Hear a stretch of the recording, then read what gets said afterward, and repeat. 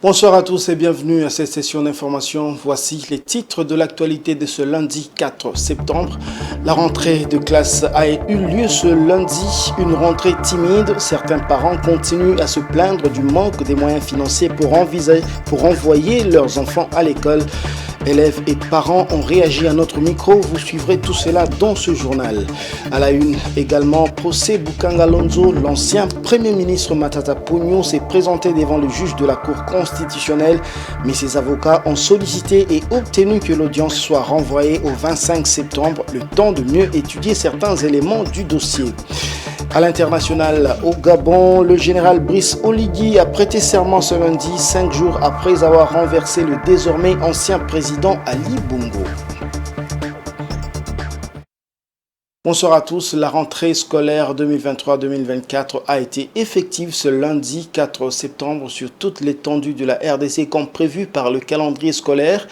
Des élèves et des enseignants des écoles étaient au rendez-vous, bien que certains parents se plaignent jusqu'à présent d'être incapables d'envoyer leurs enfants à l'école faute de moyens financiers. C'est un reportage de Rachel Misenga et Giscard Tamba.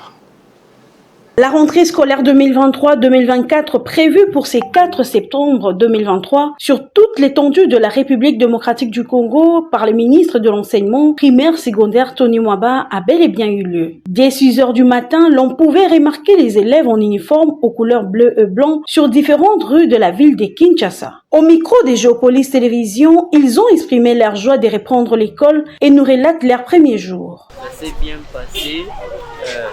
On a un peu fait, aujourd'hui on a commencé d'abord par classer les cahiers en ordre.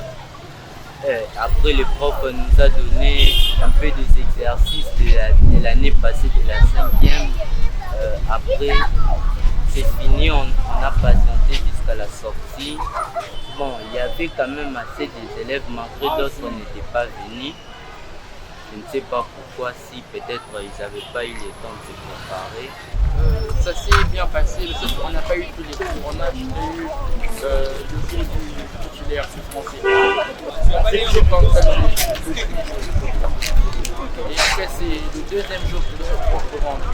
Les parents rencontrés expliquent les difficultés auxquelles ils sont butés pour envoyer leurs enfants à l'école, notamment la hausse du dollar qui influence le prix des articles scolaires et demandent au gouvernement de prendre en considération cette requête pour leur permettre d'envoyer leurs enfants à l'école. La plainte, c'est autour des préparatifs des rentrées scolaires pour acheter les fournitures scolaires.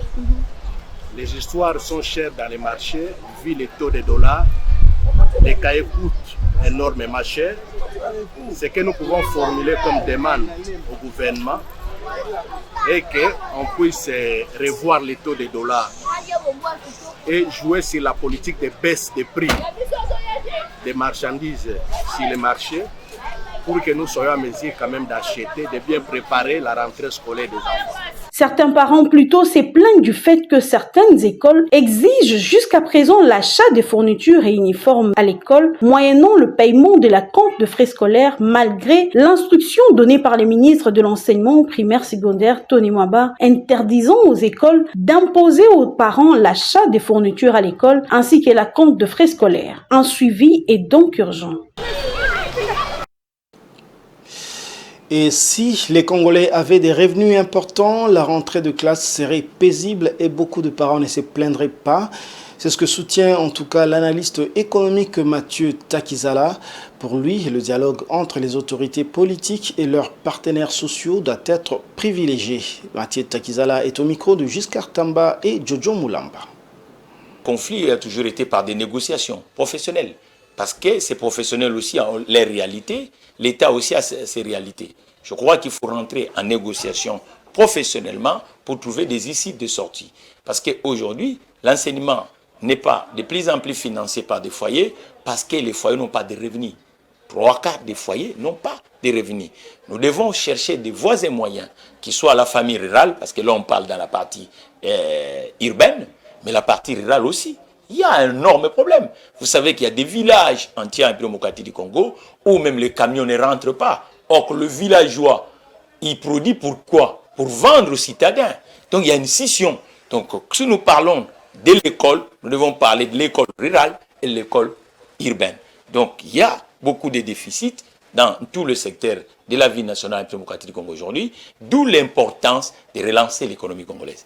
D'où l'importance de faire que l'économie congolaise, lorsqu'on va voir plus de gens qui travaillent dans le structurel, vous verrez qu'on peut réguler beaucoup de choses, beaucoup de conflits professionnels qu'on voit de temps en temps lorsqu'il y a la rentrée scolaire. Parce qu'aujourd'hui, le crédit est absent, cher journaliste. Or, que 3/4 des familles, même dans des pays développés, lorsqu'il a un revenu, il n'a pas de moyens, il peut aller à la banque, il trouve quelque chose pour faire retourner l'enfant. Et puis les subventions venant d'États qu'on appelle par exemple la bourse, aujourd'hui vous voyez que 3/4. Vous allez donner la bourse comment tant que 3/4 des gens ne travaillent pas? Procès Bukanga Lonzo, l'ancien Premier ministre Matata Ponyo et ses co-accusés étaient ce lundi devant le juge de la Cour constitutionnelle pour répondre aux accusations mises à leur charge. Les avocats de ces co-accusés qui n'ont pas pris connaissance de certains éléments du dossier ont sollicité et obtenu un délai auprès du président de la Haute Cour pour étudier le dossier. Question pour eux d'éviter d'exposer leurs clients. Patience Lokeke pour le reportage. Accusé du détournement de plus de 205 millions sur 285 millions de dollars débloqués par les trésors publics pour le projet du parc agro-industriel de Bukanga Lonzo, situé à quelques 220 km dans l'est de la capitale congolaise, les sénateurs Matata Ponyo et ses co-accusés étaient ce lundi 4 septembre devant la Cour constitutionnelle pour répondre aux accusations commises à leur charge. Après identification de prévenus par les présidents de la Cour constitutionnelle Dieudonné Kambouleta, les avocats du conseil de Matata Ponyo et autres accusés ont sollicité un délai à la Cour, question pour eux de s'enquérir du dossier, d'où sa remise en date du 25 septembre.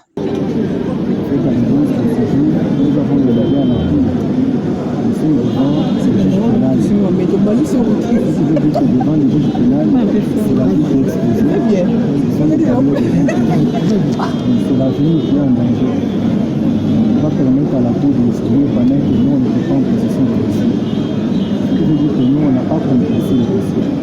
Nous avons été sollicités pour assurer la défense des intérêts de notre pays. Il était de bon droit qu'on prenne en possession du dossier, on analyse les pièces, pas sur un dossier de pièces. Après, on vient assurer la défense des intérêts de notre pays. Donc, à l'audience de ce jour, donc nous n'avons pas été en possession du dossier, nous n'avons pas analysé, nous n'avons rien fait. Donc on ne pouvait pas d'emblée comme ça exposer nos clients ou exposer notre client à une instruction pour qu'il soit condamné sans que sa défense n'ait pas bien préparée. Signalons que, en dehors de Matata Ponyo, qui est poursuivi par ces dossiers, il y a aussi l'ancien gouverneur de la Banque centrale, Deogracias Mutombo, et l'homme d'affaires sud-africain Christo Gobler. Pour cette audience, Matata Ponyo était accompagné de ses partisans.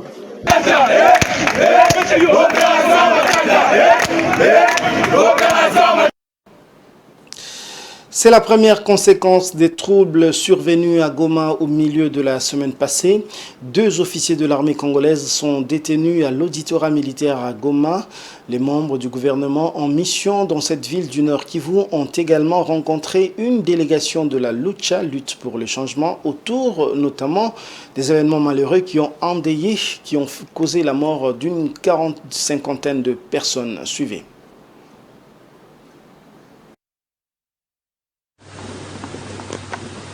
Je vais vous annoncer que quelques responsables militaires ont été immédiatement déférés devant l'auditorat. Il s'agit du commandant de la brigade de la garde républicaine et des commandants régiments. Ils sont placés en détention et un procès sera organisé dans les heures qui viennent pour que les responsabilités soient établies. Cette annonce suffira-t-elle à apaiser la tension dans la ville de Goma, encore sous le choc de la répression qui a coûté la vie à plus de 40 personnes? Pour la journée de lundi, Goma s'est réveillé timidement. Des mouvements de société civile ont appelé à une ville morte en marge du deuil qui frappe la ville. Lundi, la délégation gouvernementale en mission au Nord Kivu a reçu un échantillon des membres de l'ONG Lucha en première ligne pour condamner la tuerie du mercredi passé. La délégation du mouvement citoyen a salué les premières mesures prises à l'encontre du commandement militaire à Goma. La lucha exige des sanctions exemplaires à l'encontre des coupables. Le mouvement citoyen a profité de l'occasion pour plaider en vue de la levée de l'état de siège. Il faut signaler qu'actuellement à Goma, le dit procès s'est ouvert. La résolution de la crise sécuritaire en Ituri passe par deux voies, à savoir l'option militaire et l'option non militaire.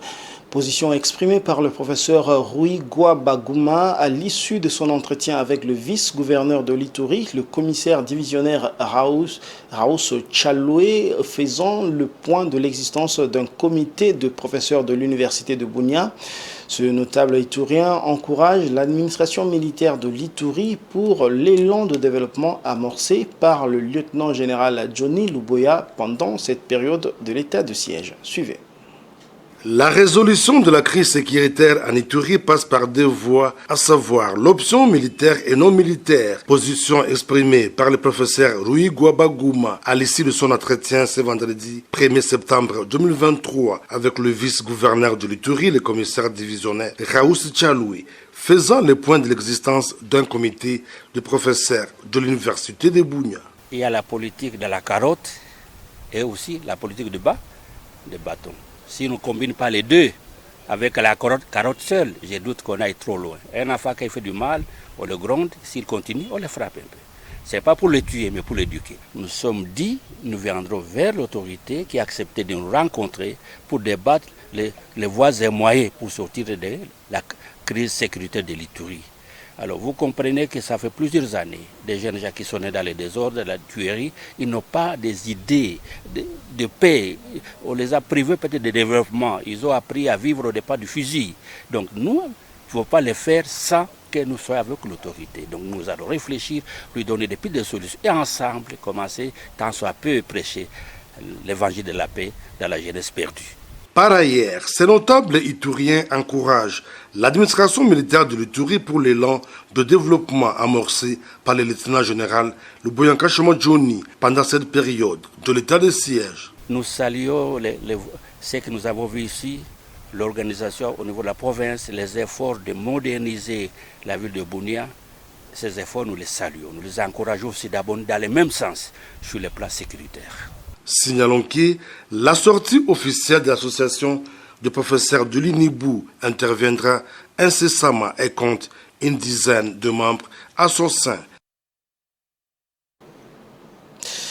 Puisque nous sommes à l'est de la RDC, restons-y pour parler d'un notable du Sud Kivu, Pierre Paipai, qui s'est éteint samedi 2 septembre à Bruxelles de suite d'une courte maladie.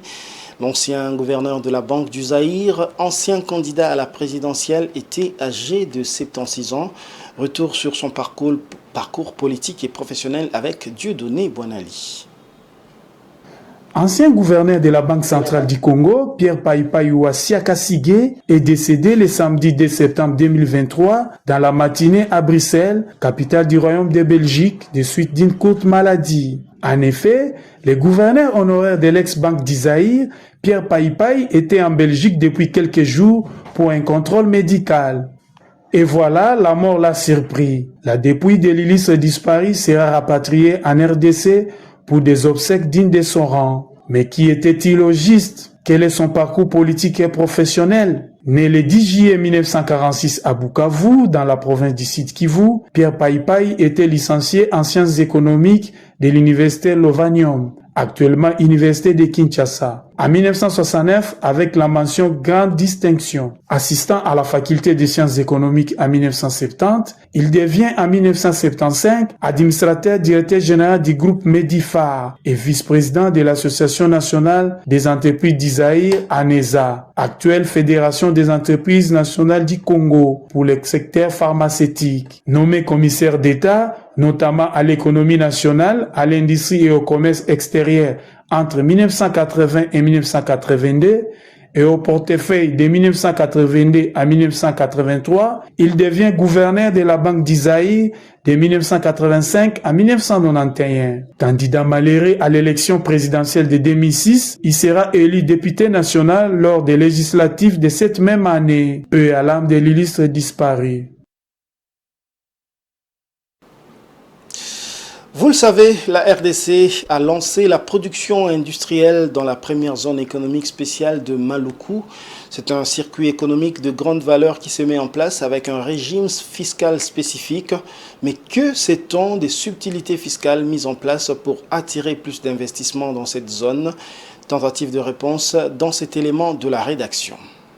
La première entreprise à entamer la production, Saphir Céramique, a investi 115 900 000 $ américains pour la production des carreaux. La société Varom Beverage, qui devra produire les boissons gazeuses à partir de 2024, a, elle, investi 129 millions de dollars américains. 4 autres entreprises ont déjà investi des millions de dollars dans cette zone économique spéciale expérimentale. Ces entreprises bénéficient d'un régime fiscal dérogatoire au régime fiscal de droit commun. Leur fiscalité est faite des exonérations et des rabattements de taux. D'abord, l'aménageur du site. Il bénéficie des exonérations de 10 ans renouvelables une fois. Cela fait 20 ans. Pour les entreprises, ces mêmes exonérations sont faites, mais pour un délai de 5 ans renouvelable une fois. Passé ce délai, les entreprises de la zone économique spéciale devront payer la moitié des impôts du régime de droit commun. Toutes les entreprises qui entrent dans la zone économique spéciale bénéficient de ces avantages coulés dans un arrêté interministériel. Ces avantages auront une incidence sur le coût de production. À terme, le coût des produits seront bas. Pour bénéficier de tous ces avantages, les produits qui sortiront de la zone économique spéciale devront être destinés à l'exportation. Lorsque les produits seront vendus au marché congolais, plusieurs autres taxes y seront appliquées pour ne pas désavantager les entreprises qui sont en dehors de la zone économique spéciale. En sport, le Daring Club Motema Pembe a battu le football club Les Aigles du Congo dimanche au stade Tata Raphaël de Kinshasa pour le compte du championnat de la Ligue nationale de football l'INAFOOT. L'unique but de la rencontre a été inscrit à la 14e minute du jeu par Kimweni Kissina. Résumé de la rencontre avec Dieudonné Bouanali. Le Daring Club Motema Pembe a battu le football club Les Aigles du Congo par un score de 1-0 dimanche 3 septembre au stade Tata Raphaël de Kinshasa pour le compte du championnat de la Ligue nationale de football Ligue 1. L'unique but de la rencontre a été inscrit à la 14e minute de jeu par Kimweni Kissina. Du côté des Aigles du Congo, le début du championnat est encore compliqué. L'équipe court derrière sa première victoire. En 3 matchs, les Aigles du Congo ont 1 point sur 9. Pour sa part, Sa Majesté Sangaba Lende Demboujimaï a obtenu de la LINAFOOT le report de son match contre Lubumbashi Sport. Initialement prévu le dimanche 3 septembre au stade Dominique Dur de Kolwezi, cette confrontation est renvoyée à une date ultérieure. Les Angessins ne pourront se rendre au Douala qu'à partir du 6 septembre prochain. Les rencontres sur place contre CS Don Bosco le 9 du même mois est confirmé. Et c'est terminé. La victoire de l'SMB devant les Aigles du Congo. L'actualité, c'est également en dehors des frontières congolaises. Place à la page internationale.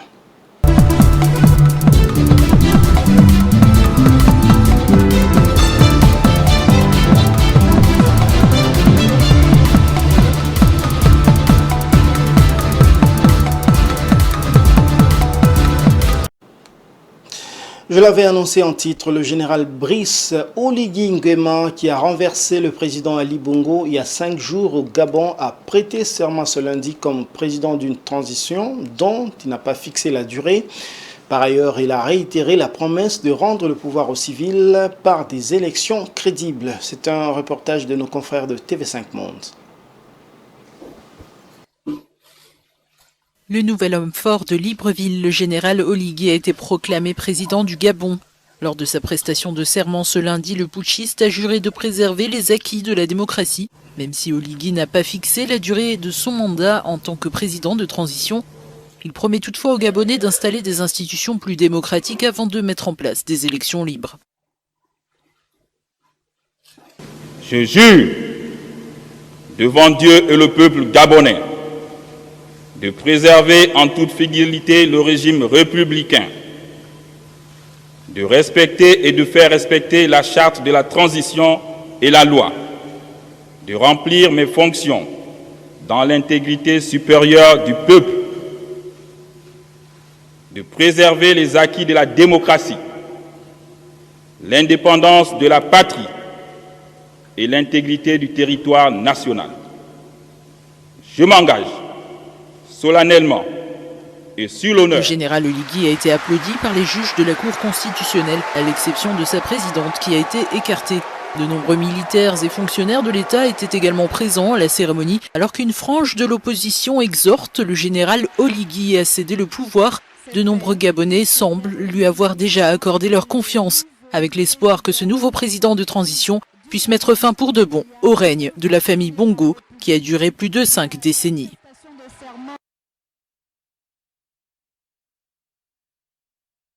Ce lundi à Nairobi au Kenya pour le président William Ruto qui est l'hôte de cet événement. Cette rencontre permettra au continent africain de trouver un langage commun sur le climat. C'est un commentaire de nos confrères d'Africa News. Pour cette première, Nairobi a déroulé son tapis vert. William Ruto, président du Kenya, accueille dès lundi et pendant 3 jours le tout premier sommet africain sur le climat. Objectif pour les décideurs africains présents, faire du continent une puissance émergente en matière d'énergie renouvelable et appeler à une aide financière internationale. Nous sommes ici pour imaginer un continent qui relie les marchés et connecte les ressources à la demande, débloquant des économies d'échelle massives. Un continent qui offre une ossature économique pour un monde décarboné. Un continent qui prospère et façonne un avenir à l'épreuve du changement climatique pour tous. Le continent et ses 1,2 milliard d'habitants sont aux avant-postes du changement climatique. Dans la corne de l'Afrique, Éthiopie, Kenya et Somalie n'ont pas eu de vraie saison des pluies depuis 2020. C'est la pire sécheresse depuis des décennies dans la zone. Plus de 100 personnes sont dans un état critique et souffrent de malnutrition à cause de la famine, dont des enfants, des aînés et des femmes enceintes. Sécheresse, mais aussi phénomènes météorologiques extrêmes. Fin février, le Malawi, le Mozambique et Madagascar étaient frappés par l'une des tempêtes les plus meurtrières jamais connues sur le continent, le cyclone Freddy. Inondations, destruction. La tempête a tué 1000 personnes et déplacé des centaines de milliers d'autres. En 2022, en Afrique de l'Ouest cette fois, des inondations ici aussi, les pires jamais enregistrées. Plus de 1500 personnes tuées, plus de 3 millions de déplacés dans 20 pays et presque 2 millions d'hectares de récoltes détruits. La République démocratique du Congo était l'un des pays les plus touchés. À toutes nos autorités qui vont voir ces images, nous sommes Congolais, nous vivons ici depuis longtemps et maintenant nos maisons sont emportées. Je ne sais pas où aller avec mes enfants. Je suis veuve depuis 2015 et maintenant c'est ma maison qui est partie avec la pluie. Le sommet de Nairobi est une étape importante dans la lutte contre le changement climatique et ses effets. La première étape de 4 mois de négociations internationales intenses sur le sujet, avec pour grand rendez-vous la COP28 à Dubaï. Et c'est la fin de cette édition, mais avant de la boucler complètement, le rappel de ses principaux titres. La rentrée de classe a eu lieu ce lundi, une rentrée timide. Certains parents continuent à se plaindre du manque des moyens financiers pour envoyer leurs enfants à l'école. Élèves et parents ont réagi à notre micro. Vous avez suivi tout ça dans ce journal.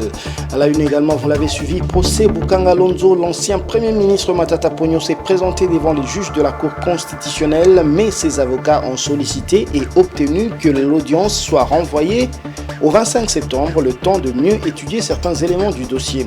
À l'international, au Gabon, le général Brice Oligui a prêté serment ce lundi, 5 jours après avoir renversé le désormais ancien président Ali Bongo. C'est la fin de cette édition. Merci de l'avoir suivi et bonne suite de programmes sur Géopolis Télévision.